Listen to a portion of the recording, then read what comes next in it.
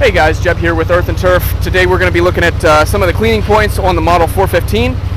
We have a hot day and some sand on this spreader. It's got a little bit of moisture to it. So first thing I'm going to recommend is a leaf blower. You may have a battery one or a gas powered one, whatever you have on the job site. That's just going to keep some of this junk from cluttering up when you're on the job. So just take this while you're active, working and everything. Hit the sides.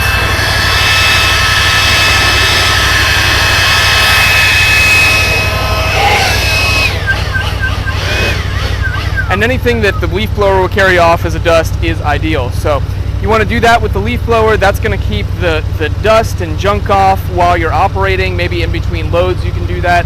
Especially the drier the material, the easier this is going to carry it off. You can also hit in the corners of the box here a little bit. You can fit your leaf blower right in here. That's not going to get everything, but it will at least keep some of that material moving along. Last part I'm going to point out is right here on the front. You'll probably get some buildup here just from overflow out the front. And you can come along. Again, it doesn't need to be perfect. The goal of the leaf blower is to carry the most of that material away so it's not hanging out with you on the spreader. From there, that's about the most you can do on the job site. When you get back to your shop or wherever it is that you have access to a pressure washer, even some of those car washes that you pay a couple quarters for would be ideal. And then you can actually take a pressure washer wand and hit some of the other parts. You've got, of course, your dashboard and your engine. Those are the parts that you want to go nice and soft on. I also recommend that you leave the engine running during this time. If your fan's running and cooling down, just let it run.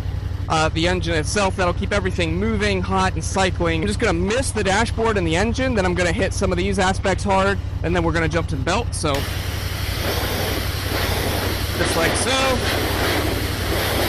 You can see I'm not getting real close and trying to peel up the sticker. What I'm doing is just kind of misting over with that pressure to carry the material off.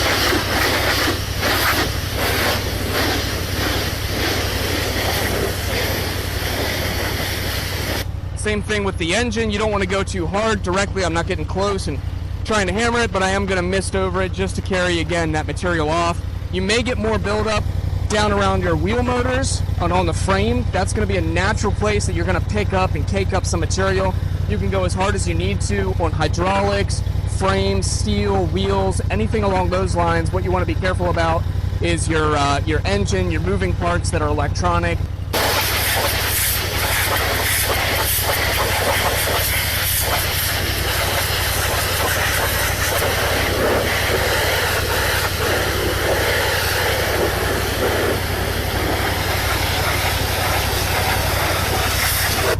Just like that, all of those hard items that don't mind any pressure, you can hit pretty well.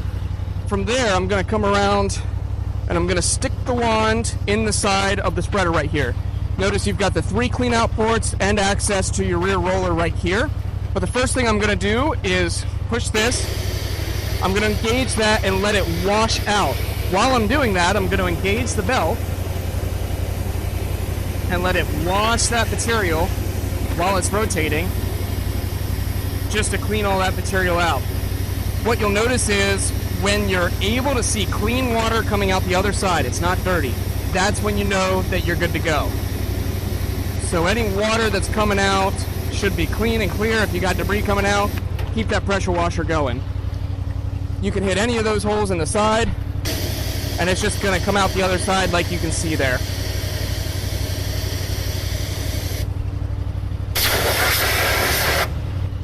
So any of your front and rear components, over the shield right there, and then clean out your rear roller. You can see that water dripping out. When it's brown, you got to keep going. When it's clean, you can stop. Just like that. Now it turned a little bit cleaner, and that's kind of where you want it to be. And again, not focusing on anything hard in there, but just meaning to clean out that material that collects behind the box. Other than that, there are some cosmetics that you can hit, so the box itself doesn't need to be pressure washed clean, but you can get some of that sand and compost off of there.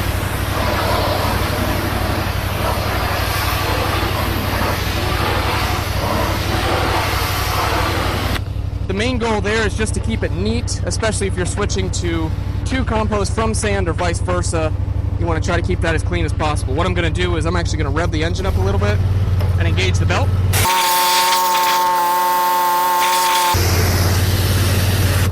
just like that.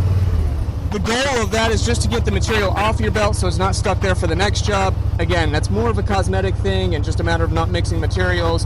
You can get it as clean as you need to be, but I do recommend cleaning that at the end of a long job, a long day, and especially a long week. The last part is going to be the front of the spreader. You've got a couple of points you can work on here. I'm going to hit the front, just clean out that sand and material. Again, this is more cosmetic. You just want to keep it clean. That's really all there is to it. Keeping this junk from collecting back in there is important. That's more the functionality of the brush and the belt.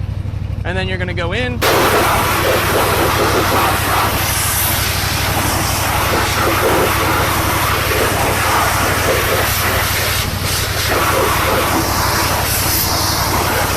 Underneath, you can clean out anything you need to, as hard as you need to. That's all steel and hydraulics. One thing I'm going to point out is we've got a little bit of twine in this brush. Make sure that the belt's not running. You can come in here, and I'm going to cut that.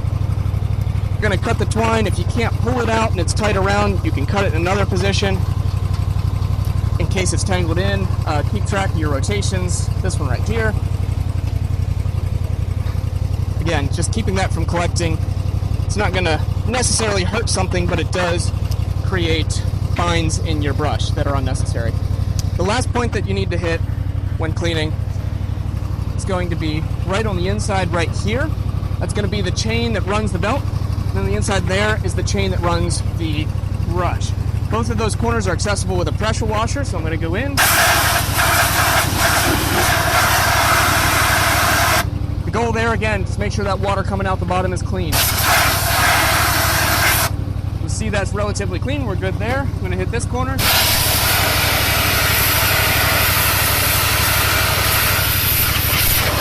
That's all metal in there, so you can pressure wash it. You want that water dripping out to be clean. And then make sure you get all the edges. That's the main points that you need to clean. I'm going to hit one more thing that should follow your cleaning procedure, and that would be lubricating these front chains. So I'm going to grab this lubricant. This right here is a generic chain and cable lubricant.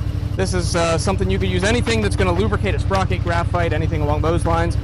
You've got two holes right here that you can spray onto your chain. So I'm going to spray in one and the second one. And then ideally what you're going to do, Ed, if I take this, can I have you press the button up there to run the belt? Ideally what you're going to do is circulate the belt, just like so. You see that's moving. That's what's moving the chain. And that's how you want to be sure you're getting that lubrication all over. You'll see there are cleanouts on the bottom there where the material, you might have a little bit of excess dripping out. And we're going to come to the other side and do the same thing. Now this side's still a little dirty. Alright, right in there while he's circulating, I'm going to lubricate that. This side's a little dirty. I need to hit this one still. And look at that sand in there on the belt. So I'm going to come around. Can you keep running the belt? Thanks. And what I'm going to do is all that junk that was on the belt, I'm going to go pressure washer one on and let it just clean all that material out.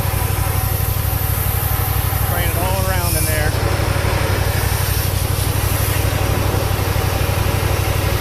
We don't need any of that material in there. You want it to be dripping out the other side clean without sand.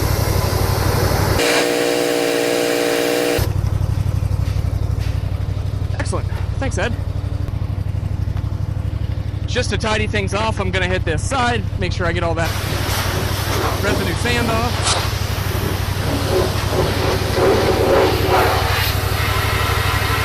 Look at all that sand coming out the back there. You want to be sure that that's nice and clean.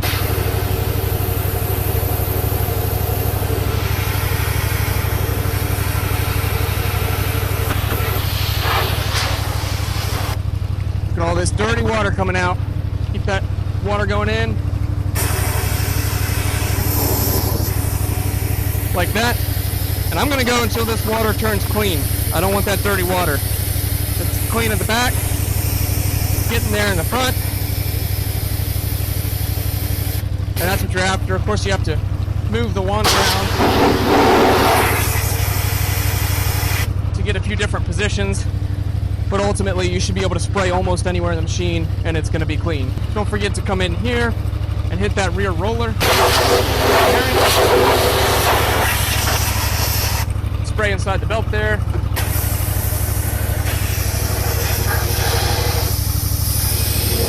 And the goal there is just to clean that roller out. See all that clean water? That's what you're after. The other parts of the machine are more cosmetic. Like I said, it's not necessary, but it is helpful. You just want to make sure that your clean points are going to be your chain, any moving parts, and the inside of your belt. And of course, make sure your frame stays clean. Thanks. Hope that was helpful.